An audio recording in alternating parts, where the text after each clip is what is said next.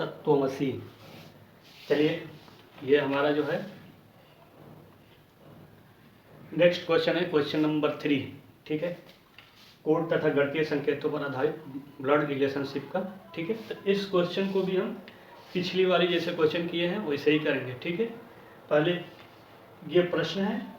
ठीक है, ये प्रश्न है यहाँ तक और ये क्वेश्चन है। ठीक है, तो जैसे हमने पिछले क्वेश्चन में ही बताया है कि इसमें क्या है, हमारा अल्फ़ाबेट मैच नहीं करता है, केवल क्या मैच करता है, वो है आपका सिंबल। ठीक है, तो देखिए अल्फ़ाबेट में क्वेश्चन में जो है एक्स वाई की जिक्र किया हुआ है, लेकिन जो क्वेश्चन पूछा है उसमें एक भी क्वेश्चन में पूछा गया क्वेश्चन में पूछा गया अल्फ़ाबेट इसमें नहीं है। ठीक है, इसमें देखिए बिल्कुल अलग है, एम है, एन है, एल है।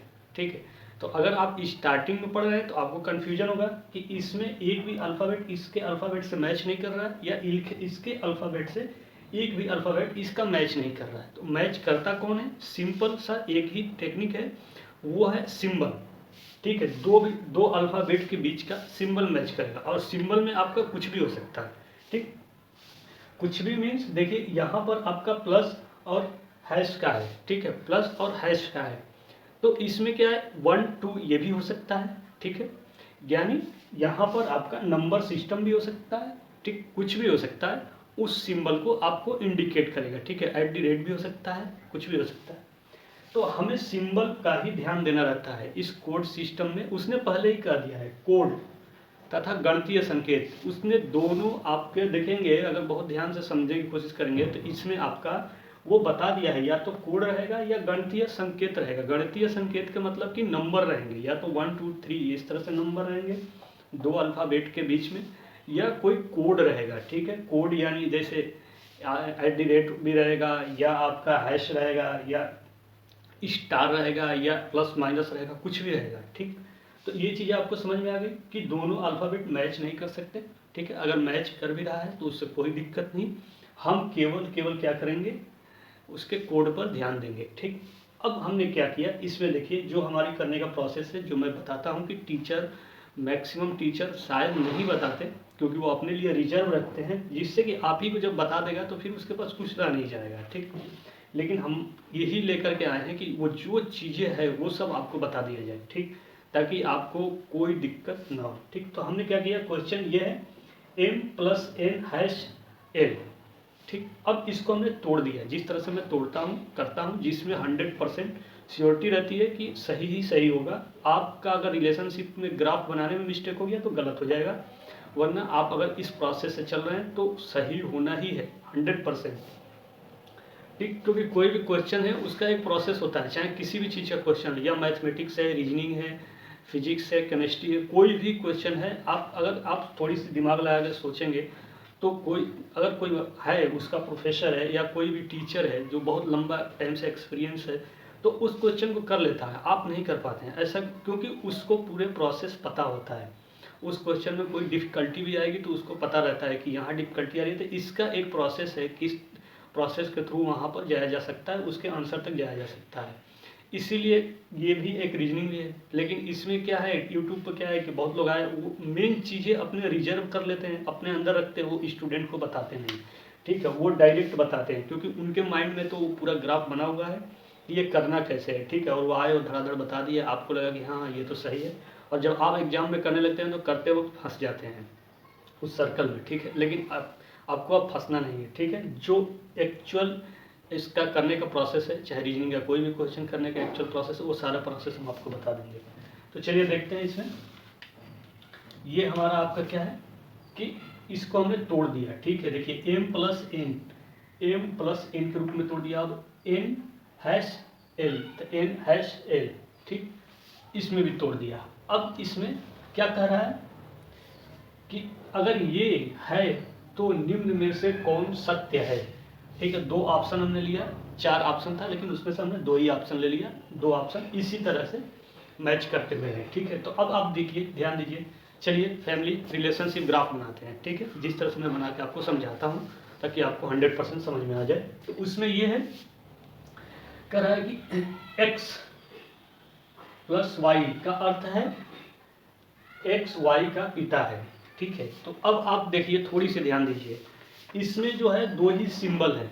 ठीक है, और इसमें कितने 4 सिंबल है, प्लस भी है, माइनस भी है, मल्टीप्लाई भी है, हैश भी है, ठीक। लेकिन इसमें आपका 2 ही है, ठीक। तो हम 2 वाले ही बात करेंगे, ठीक है। इसमें हम प्लस वाले पर ध्यान देंगे और हैश पर ध्यान देंगे, यानी ये वाले क्वेश्चन को लेकर के करना है और हमें ये वाले लेकर के करना है, ठीक है। इसको लेकर के करना है और इसको लेकर के करना है, इससे हमें कोई लेना देना नहीं है, ठीक है, कोई लेना देना नहीं, क्योंकि इसमें यूज ही नहीं किया है उस सिंबल को। तो जब इस सिंबल को यूज नहीं किया है तो हमें इस वाले सिंबल को यूज ही नहीं करना है। एक ये भी टेक्निक है कि अगर आपको इसमें जो सिंबल दिया है उसी को यूज करना है, बाकी को छोड़ देना है। तो यहाँ भी अगर देखा जाए तो आपका 5 से 10 सेकंड बच गया, ठीक है। तो ये भी याद रखिएगा, इन दोनों को हमें नहीं लेना है, ठीक है। हमें लेना है किसको, इसको और इसको, क्योंकि यहाँ प्लस है और हैश है, ठीक।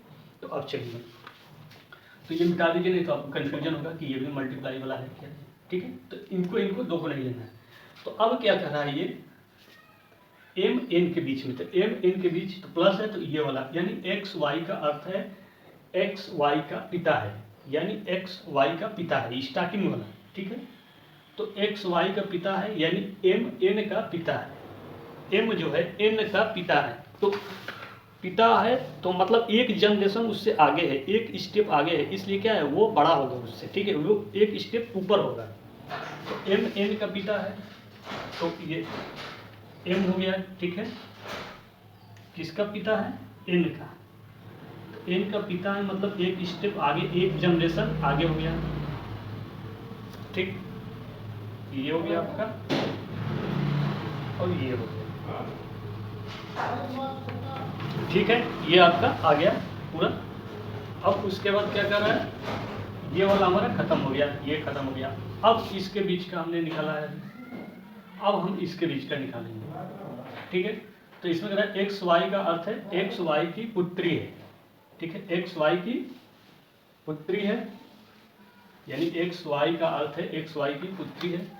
तो यहाँ पर भी देखिए एन एल की पुत्री है, ठीक है। एन क्या है, एल की पुत्री है। तो इसमें एन ये है और किसकी पुत्री है, एल की पुत्री है।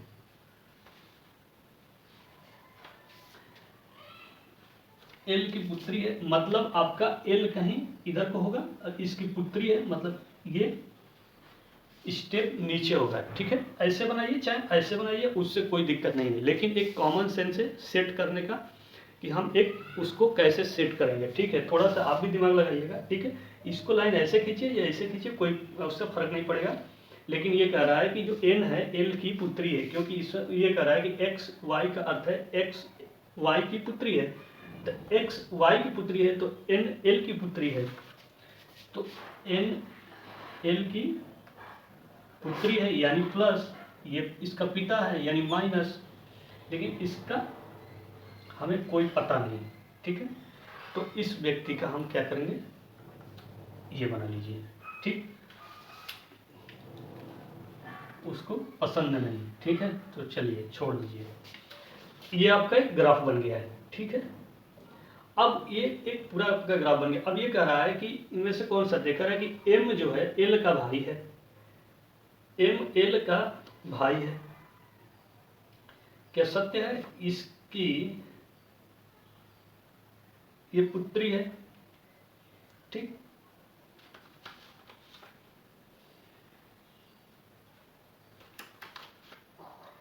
एम जो है एल की भाई है, ठीक है। क्या आप सही है, आप बता सकते हैं ये, ठीक।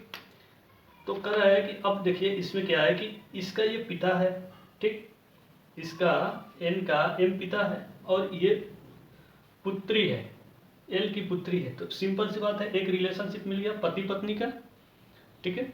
ये इसकी पुत्री है, एल की ये पुत्री है और इसके पिता है, तो ये सिंपल सी बात है पति पत्नी हो गए। तो जब ये पिता है तो ये सिंपल सी बात ये इसकी पत्नी होगी यानी प्लस, ठीक। तो आपका ये रिलेशनशिप ग्राफ बन गया। अब ये कह रहा है कि एम जो है एल का भाई है, एम एल का भाई है, ये बिल्कुल गलत है क्योंकि ये पति पत्नी है, ठीक। तो ये आपका नहीं होगा, ठीक है। इसमें ध्यान रखिएगा, इसमें कह रहा है कौन सत्य है, ठीक है। अब पिछले क्वेश्चन में हमने क्या कराया था, यहाँ पर लिखा था कि कौन सत्य नहीं है, ठीक। तो इस चीज को आपको ध्यान देकर के करना है, ठीक है। तो ये सत्य नहीं है, ठीक है।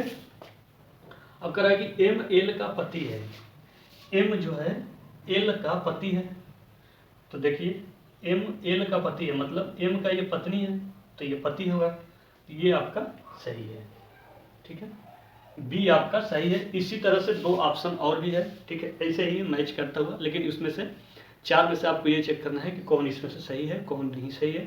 तो कौन सही है, तो हमने 2 ही ऑप्शन लिया था उसमें समझाने के लिए आपको, ठीक।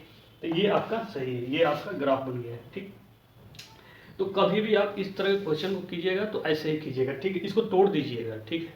आप डायरेक्ट करने की कोशिश करेंगे, ठीक है, अगर सेट हो गया तो डायरेक्ट कर लीजिएगा, यानी और नहीं तो आप 100% श्योरिटी चाहते हैं कि ये क्वेश्चन बिल्कुल गलत ना हो, चाहे कितनी भी बड़ी हो कितना भी छोटा क्वेश्चन हो, उससे कोई लेना देना नहीं है। अगर तोड़ के करेंगे तो मैं आपको वो भी साथ में बताते भी चल रहा हूँ कि 30 से हो सकता है 25 से 30 सेकंड आपका ज़्यादा टाइम लगे, ठीक है, तो उससे कोई डरने की ज़रूरत नहीं है, ठीक है, क्योंकि अगर किसी भी एग्जाम में 200 क्वेश्चन आते हैं तो आप 200 में 200 क्वेश्चन नहीं कर सकते हैं, ठीक है, एक्यूरेटी। वो अलग बात है कि आप पूरे के पूरे क्वेश्चन करके आ रहे हैं तो नहीं है, श्योरिटी नहीं है। लेकिन अगर आप इतना है कि आप एक प्रोसेस के थ्रू जा करके 100 150 के प्लस क्वेश्चन कर रहे हैं 200 में से, तो सेफ है, ठीक है, सिक्योर है, तो उस तरह से कीजिए जिसमें टाइम लग रहा है लेकिन सिक्योरिटी है कि ये क्वेश्चन सही हो ही जाएगा इस प्रोसेस के थ्रू। तो उस प्रोसेस को अपना करके उस क्वेश्चन को आप सही करने की बिल्कुल कोशिश कीजिए, टाइम मत देखिए। हाँ, बहुत ज़्यादा टाइम लग रहा है तो उस क्वेश्चन को छोड़ दीजिए, ठीक है। फिर जो आपका प्रोसेस है जिससे आपको लगता है कि आसानी से हो जाएगा उस क्वेश्चन को उस प्रोसेस से कीजिए, ठीक। लेकिन ये बहुत लंबा क्वेश्चन है, ठीक है, इसमें बहुत सारे स्टूडेंट जो है स्टार्टिंग में जो तैयारी करने आते हैं वो देख करके डर जाते हैं कैसे क्या करना है, लेकिन इसमें डरने की जरूरत नहीं है। जो जितना ही बड़ा क्वेश्चन होता है उसका करने का टेक्निक उतना ही सिंपल होता है, उतना ही आसान होता है, और जो जितना ही छोटा क्वेश्चन होता है उसके करने की टेक्निक उतनी ही लेंदी और उतनी ही बड़ी प्रोसेस होती है, ठीक है।